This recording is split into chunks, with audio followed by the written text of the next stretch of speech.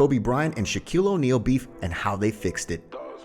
Shaquille O'Neal and Kobe Bryant formed one of the most dominant duos in the history of the NBA. Both players spent 8 seasons playing together and won 3 consecutive NBA championships for the Los Angeles Lakers.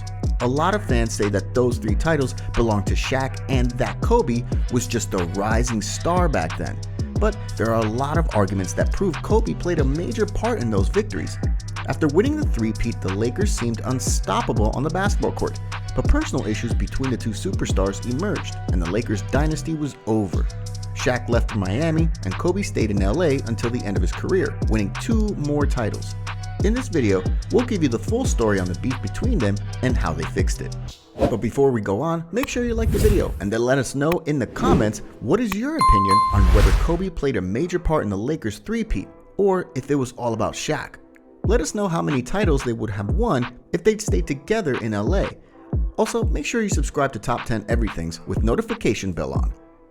So, both Shaq and Kobe joined the Lakers in 1996.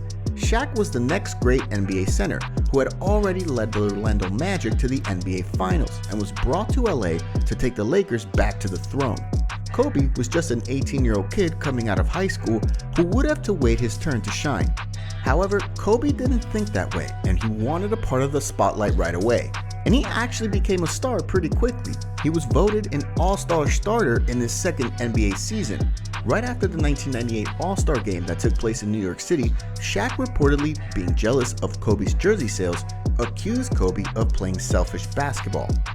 So with those comments, the beef has already started, but Kobe was still too young to have the courage to respond.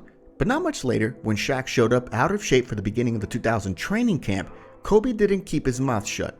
During the upcoming season, Kobe demanded a change in the Lakers' style of play, expecting more possessions to go through him, while Shaq still wanted the ball to run through him in the post. Luckily for the Lakers organization, they had Phil Jackson as a head coach, who could handle the egos of both Kobe and Shaq, and managed to lead them to 3 consecutive NBA titles. Things weren't quite well between Shaq and Kobe in those years, but the beef didn't cause much trouble while the team was winning.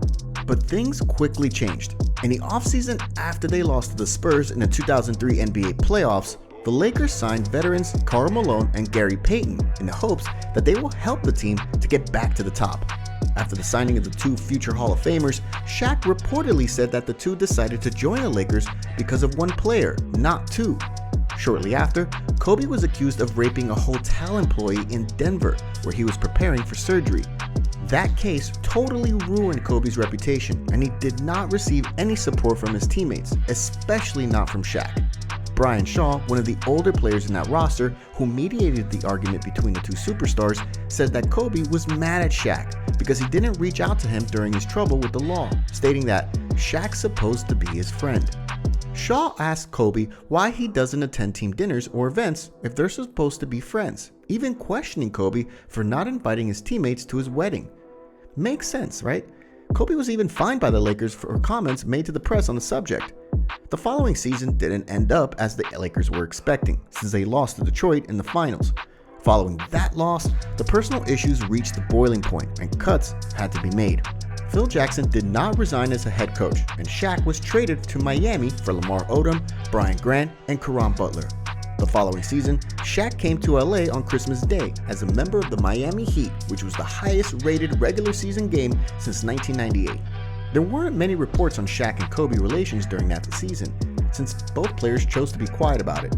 The next season, the reconciliation process began. Both players greeted each other before the game between the Heat and the Lakers. Shaq congratulated Kobe on his 81-point game and said that Kobe should have won the MVP award that ended up in Dirk Nowitzki's hands.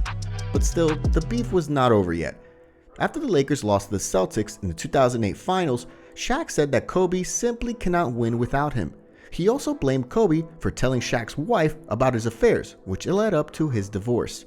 Kobe didn't respond to those accusations.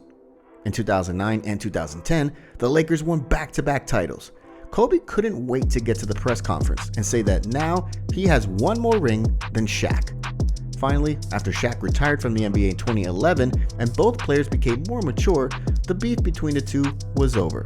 When Shaq was asked what would happen if he stayed longer in LA, he responded that he and Kobe would have won at least 3 more championships. After Kobe passed Shaq on the all-time leading scorers list, Shaq congratulated his former teammate. When Kobe was asked about his opinion on Shaq, he said that they are in good relation and all their issues from the past were just a good learning experience. And there it was. The beef between the two was over. They both will be remembered as one of the best duos in the history of the league, and the question of how many NBA championships would they win if they had stayed together will always remain unanswered. Thank you for watching, and I'll see you next time with another amazing video.